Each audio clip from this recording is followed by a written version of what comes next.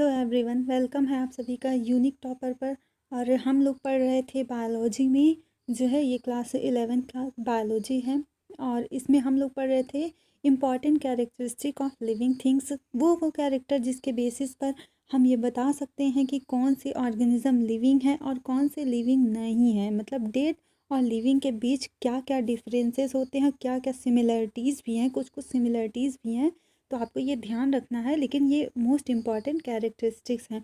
हम लोगों ने ग्रोथ पढ़ लिया, रिप्रोडक्शन पढ़ लिया, आज हम मेटाबॉलिज्म को पढ़ेंगे। ठीक है, तो आइए देखते हैं क्या है मेटाबॉलिज्म। देखो, ये कह रहा है कि जो ऑल लिविंग ऑर्गेनिज्म है, सभी लिविंग ऑर्गेनिज्म में जो होता है मेड अप ऑफ क्या होते हैं, केमिकल के सभी में केमिकल प्रोसेस होता है।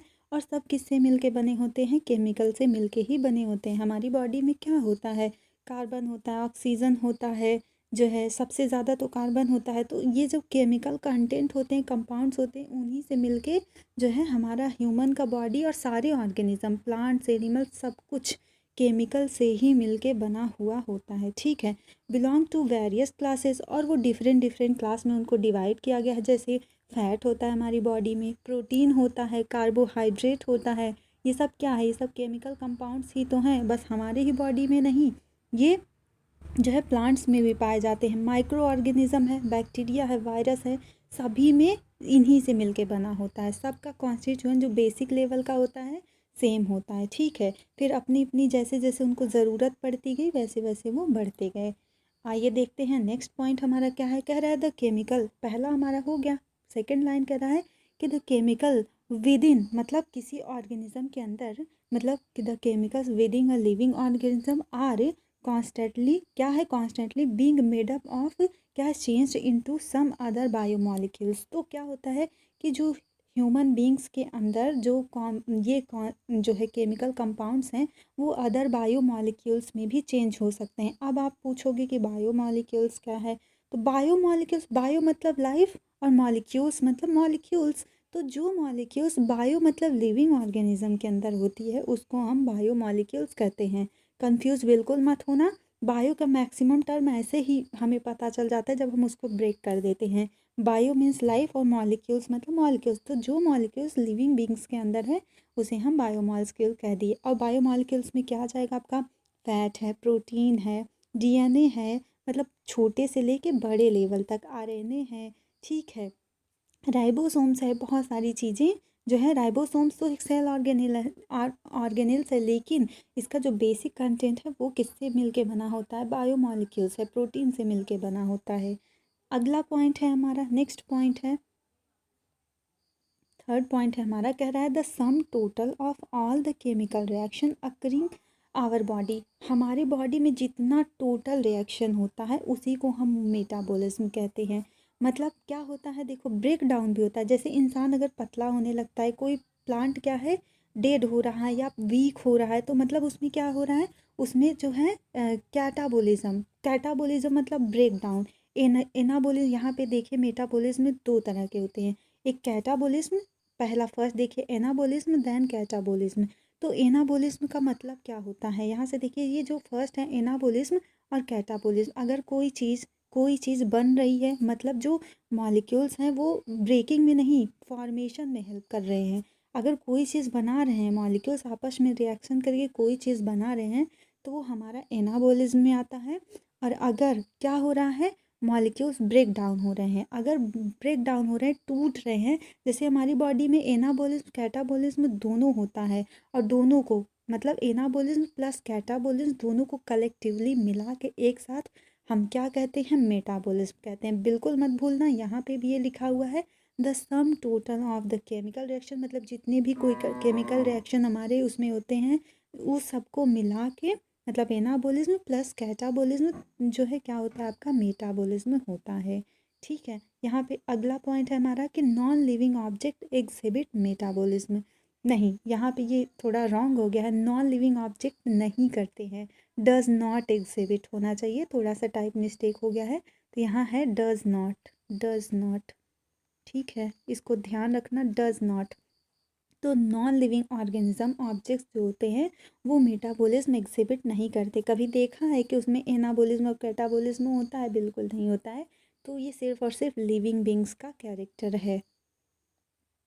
एक पॉइंट हमारा और है, यहाँ पे एक पॉइंट और है, response to external stimuli. Response मतलब कि जैसे टच करो, जैसे छुई मुई का प्लांट देखा होगा, वो अगर आप उसको टच करते हो तो क्या करता है, रिस्पॉन्स करता है, उसकी पत्तियां सिकुड़ जाती है, मतलब ये बताता है कि उसको पता चल रहा है कि आपने उसको टच किया है। उसको क्या, उस प्रोसेस को कहते हैं सिस्मोनेस्टी। जिस प्रोसेस के थ्रू होता है उसमें, साइंस के टर्म में उसको सिस्मोनेस्टी कहते हैं। ठीक है, वैसे आपके एग्ज़ाम के लिए मतलब उतना नहीं है, लेकिन याद करेंगे तो अच्छी बात है, क्योंकि सिस्मोनेस्टी नीट के एग्ज़ाम में पूछा जाता है, बहुत फेवरेट क्वेश्चन है एग्जामिनर का। ठीक है, तो अगला पॉइंट है यहाँ पे कि living organism response to their surrounding environment. ये ऐसा प्रोसेस होता है जिसमें लिविंग बींग्स क्या करता है, अपने जो उसके सराउंड का इन्वायरमेंट है उसके लिए रिस्पॉन्स करता है। जैसे फ्लावर है, महकता रहता है तो आपको समझ में आता है हाँ ये फ्लावर महक रहा है। या फिर क्या है, कांटा है, हमें उधर नहीं जाना है, कांटा हमें चुभ जाएगा। ठीक है, लेकिन क्या जो नॉन लिविंग है उन्हें समझ में आता है क्या? उनको नहीं समझ में आता है। उनको जहाँ जैसे रख दो उसी हालत में वो पड़े रहते हैं, उन्हें कुछ नहीं समझ में आता, सेंसलेस होते हैं, एक रिस्पॉन्स नहीं करते हैं एक्सटर्नल स्टिमुलाई के लिए। ठीक है, अगला है हमारा नेक्स्ट पॉइंट है कि response to environmental stimuli could be physical, chemical और बायोलॉजिकल। मतलब ये फिजिकल भी हो सकता है, केमिकल भी, मतलब कोई केमिकल डाल दिया जाए तो उससे भी उसका इफेक्ट दिखता है। फिजिकल मतलब कि विंड जो हो गया, पीएच, टेम्परेचर, ये सब आपका फिजिकल पैरामीटर में आ जाएगा। बायोलॉजिकल मतलब किसी लिविंग बींग्स के से उसको कोई प्रभाव पड़े। जैसे हम लोग को बीमारियां, बैक्टीरिया, वायरस, ये सब ढेर सारे हैं ना, तो हमें हमें मतलब टाइम टाइम पे नहीं बीमारियां होती रहती हैं। जैसे इस समय डेंगू बहुत ज़्यादा फैला हुआ है, तो ये क्या हो रहा है कि हम लोग लिविंग बींग्स हैं, तो हमें क्या हो रहा है, एक लिविंग ऑर्गेनिज्म ही हमें अफेक्ट कर रहा है, हमें नुकसान पहुंचा रहा है। तो ये पॉजिटिव भी हो सकता है और निगेटिव भी हो सकता है, दोनों हो सकते हैं। फिजिकल जैसे टेम्परेचर से हमें मतलब ज़्यादा हो गया तो भी दिक्कत, कम हो गया तो भी दिक्कत। हमारी बॉडी को क्या चाहिए, एक ऑप्टिमम टेम्परेचर चाहिए, एक ऑप्टिमम, वो जिसमें रहता है वो उसी टेम्परेचर में रहेगा, ना बहुत ज़्यादा ना बहुत कम। केमिकल, बहुत सारे केमिकल अच्छे भी होते हैं, बहुत ख़राब भी होते हैं, जो हमें हमारे लिए हार्मफुल होते हैं। ऐसे सारे लिविंग बींग्स पे ये अप्लाई होता है। फिर हमारा नेक्स्ट है क्या, प्लांट रिस्पॉन्स। नेक्स्ट पॉइंट है कि plants response to external factor. जैसे एक्सटर्नल फैक्टर के लिए प्लांट रिस्पॉन्स करता है, जैसे light, water, temperature and other organism. Pollutants, pollutants के लिए भी करते हैं, लाइट के लिए करते हैं, टेम्परेचर। पॉल्यूटेंट्स में आपके क्या आ जाएंगे, हार्मफुल गैसेज आ जाएंगे, सल्फर डाइऑक्साइड, नाइट्रोजन डाइऑक्साइड। ठीक है, नाइट्रोजन के और भी ऑक्साइड हैं, मोनो ऑक्साइड, बहुत सारे ऐसे रेडिकल हैं जो हार्मफुल होते हैं प्लांट्स के लिए। तो इस तरह से होता है। फिर नेक्स्ट पॉइंट है कि organism can sense and response to environmental cause. वो तो है ही, सिंपल सी बात है कि हाँ सारे ऑर्गेनिज्म क्या होते हैं, जो भी इन्वायरमेंट में होता है उससे डायरेक्टली अफेक्ट होते हैं, डायरेक्टली भी होते हैं, इनडायरेक्ट भी होते हैं। ठीक है, अगला पॉइंट है हमारा कि photo period affects reproduction in seasonal breeders both plants and animals. तो ठीक है, मतलब क्या है ना कि कुछ एनिमल आप देखोगे एक पर्टिकुलर सीजन में ही क्या होते हैं, अपने बच्चों को, मतलब जो उनके बच्चे बर्थ लेते हैं एक पर्टिकुलर सीजन में ही होता है, हर टाइम नहीं होता है। तो वही कह रहा है कि, और जैसे जैसे धान के समय में आप गेहूँ नहीं लगा सकते, गेहूँ के समय में आप धान नहीं लगा सकते। हमारे यहाँ का जो क्लाइमेट कंडीशन है, मतलब कि यूपी का मैं बात कर रही हूँ, यहाँ पे मतलब गर्मियों के टाइम में गेहूँ लगाया जाता है, और जो है ठंड जो है, हाँ गर्मियों के टाइम में मतलब कि गेहूँ की कटाई होती है, और ठंडियों में क्या होता है, धान की कटाई होती है। ठीक है, मतलब एक पर्टिकुलर सीज़न में लगाया जाता है। ठंडियों में जैसे धनिया लगाया जाता है, मतलब कहने का मतलब ये है कि आप लगाने को तो हर समय लगा सकते हैं, लेकिन कहते नहीं, एक जो पर्टिकुलर बढ़िया सा फसल होता है वो एक टाइम से होता है। तो क्या होते हैं, ये अफेक्ट करते हैं। जैसे कि फ्रूट्स का सीज़न हर टाइम में नहीं होता है, एक डिफरेंट डिफरेंट टाइम में होता है।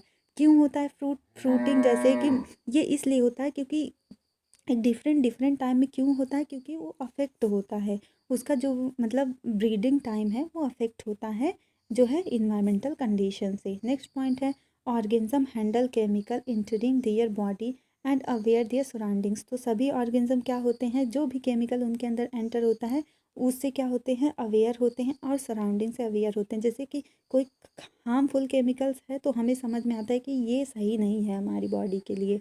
ठीक है, हमको समझ में आता है, वो बात अलग है कि जानबूझ के लिए हार्मफुल केमिकल खा लें, लेकिन रियलिटी ये है कि हमें पता होता है, हमारी बॉडी बता देती है कि हमारे लिए बहुत ज़्यादा नुकसानदायक है।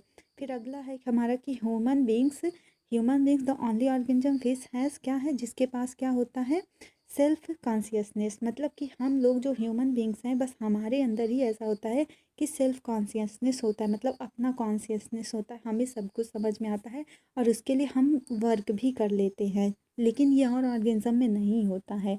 समझते सब हैं लेकिन एकदम अच्छे से, मतलब अपना सेल्फ कॉन्शियसनेस किसी के अंदर नहीं होता है। जैसे हमें पढ़ना है तो हम मन करेगा पढ़ेंगे, खाना है तो मन करेगा खाएंगे, मतलब और सोचेंगे समझेंगे, एक सोच समझने की टेंडेंसी हमारे अंदर ही है। ठीक है, तो यहाँ तक आज हमारा ये वाला टॉपिक फिनिश हो गया जो है कि important characters of living things. Video कैसा लगा ज़रूर बताइएगा। ऑल द बेस्ट, अच्छे से आप लोग पढ़ाई करिए।